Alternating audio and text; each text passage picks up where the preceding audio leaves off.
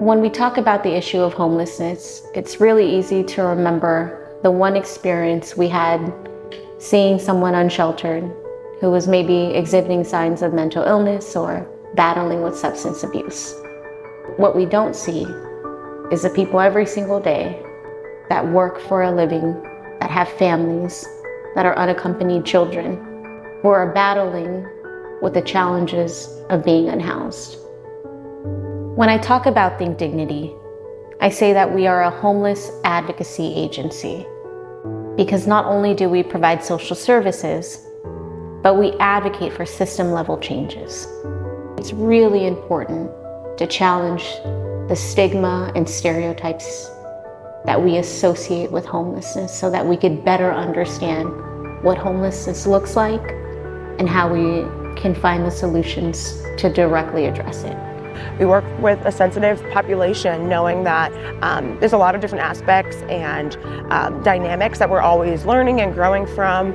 I think even personally, right, breaking down our own privileges as we seek empathy, as we seek understanding. I was doing the intake table and there was a client who came up and he looked, I think, visibly distraught. Whatever was going on with, what was impacting his day was causing him some distress, and he seemed to be a bit irate. This gentleman too came to this table completely just saying, "Hi, can I take a shower?" just with complete kindness. And I think we were all maybe pleasantly surprised with that interaction. He had dirt visibly caked onto his skin to a point where it was hard to see his eyes. And I remember being like, "Yes, of course, we can get you in for the shower. We'd love to." He exited the shower and the first thing he said was, "I feel like $1 million and somebody find me a girlfriend."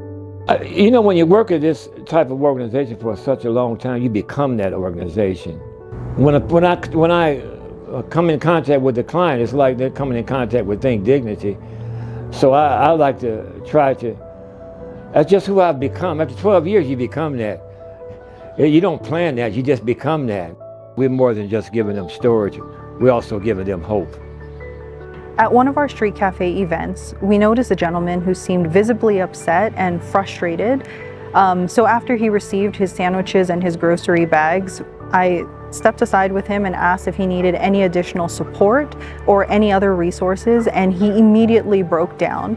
He shared that he and his wife and his newborn baby recently lost their housing and were unable to get into a shelter. And it was during this time that his wife fell into a deep depression. He shared that he was scared, not only because he didn't have access to housing and couldn't provide any type of secure and safe place for his wife and his child, but he was worried that his wife wouldn't make it out of this depression this time around.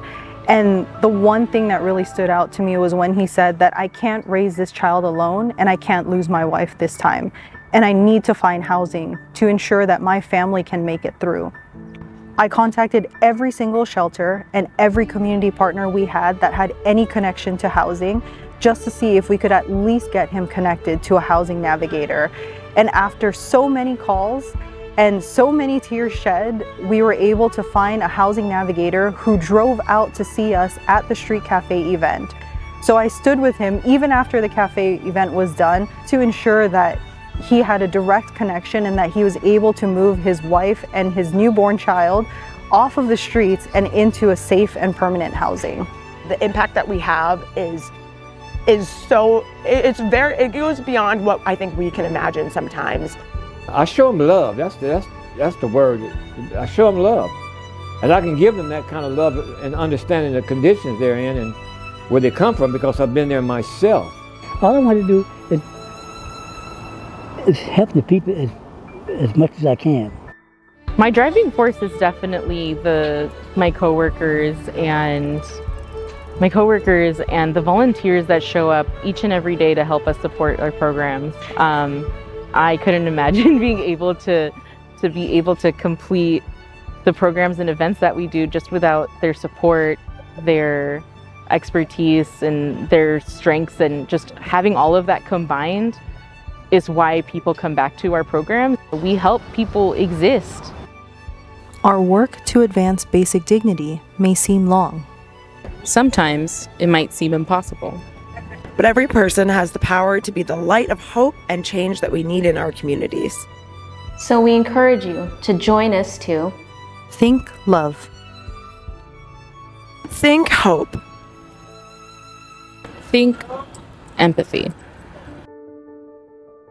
Think courage. think dignity.